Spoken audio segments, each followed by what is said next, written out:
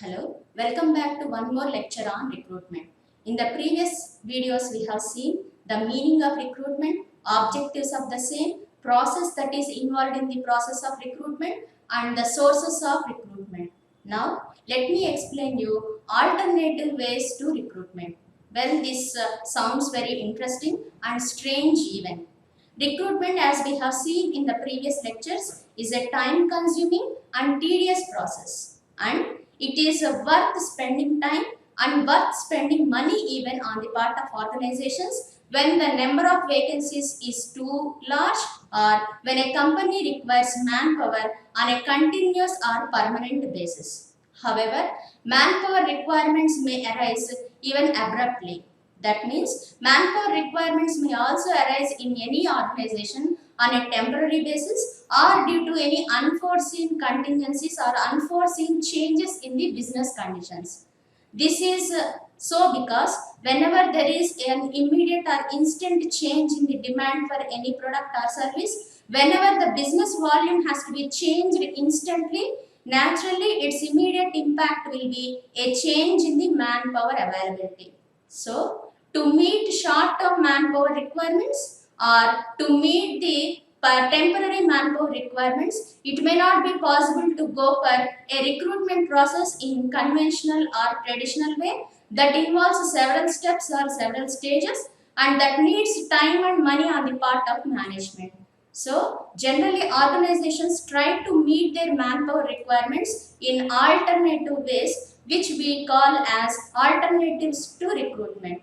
Alternatives to recruitment simply refer to any alternative or substitute arrangements made by organizations to meet their manpower requirements. And such alternatives to recruitment may include making workers or employees work overtime, employee leasing, outsourcing, subcontracting, and other strategies. First of all, let me explain you overtime as an alternative to recruitment. Whenever companies need extra manpower, that too on a temporary basis, it may simply ask its workers or employees to work overtime. Since recruitment is a time consuming process and it also requires investment of money as well on the part of management, and moreover it needs the brain of supervisors to put their involvement in analyzing or estimating the manpower requirements, companies can sometimes ask their employees to work for overtime.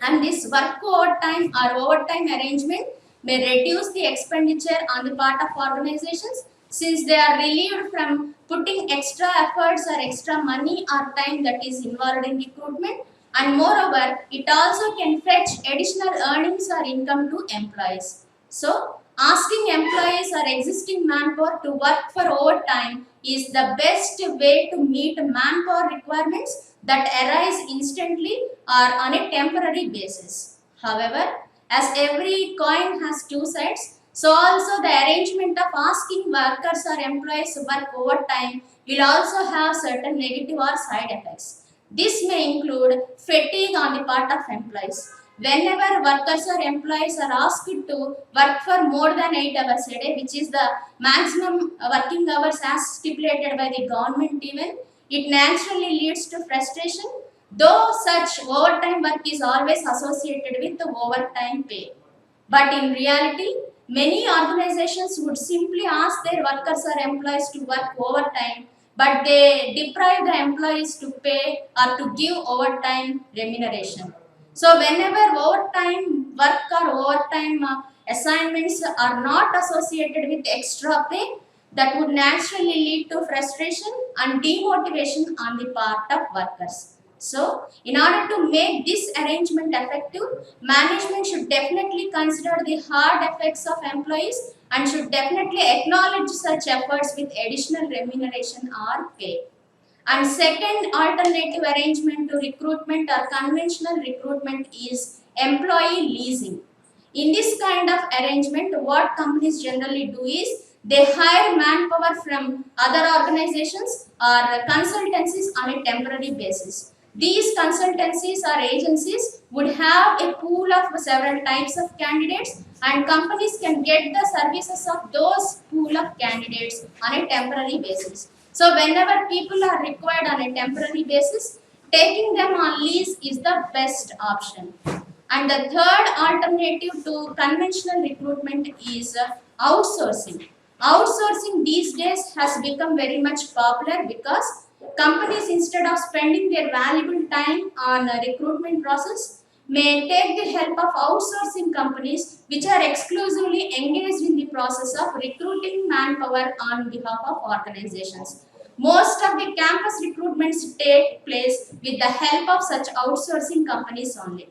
Companies do not generally send their HR personnel to various colleges or universities.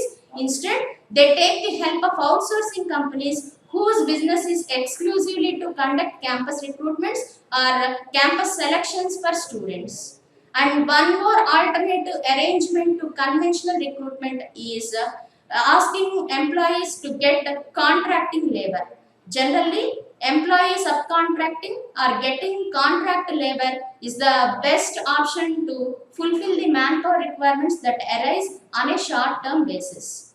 This includes hiring manpower on a contract basis or from a contractor and then fulfilling the manpower requirements. And subcontracting is also very much effective because it reduces the time and cost that is involved in conventional recruitment.